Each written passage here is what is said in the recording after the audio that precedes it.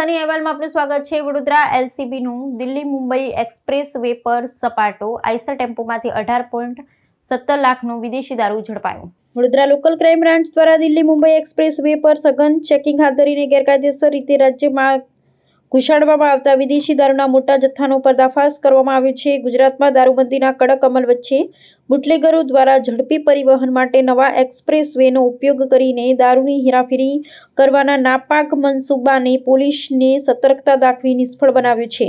પ્રાપ્ત વિગત અનુસાર પોલીસને મળેલી ચોક્કસ બાતમીના આધારે હાઈવે પર સઘન વોચ ગોઠવવામાં આવી હતી। આ દરમિયાન પસાર થઈ રહેલા એક શંકાસ્પદ આઈસર ટેમ્પોને રોકી ને તેની તલાશી લેવામાં આવતા અંદરથી સંતાડેલી વિદેશી દારૂની અનેક પેટીઓ મળી આવી હતી। પોલીસે ત્વરિત કાર્યવાહી કરી ટેમ્પોમાંથી રૂપિયા 18,17,664ની કિંમતના વિદેશી દારૂનો જથ્થો જપ્ત કર્યો હતો।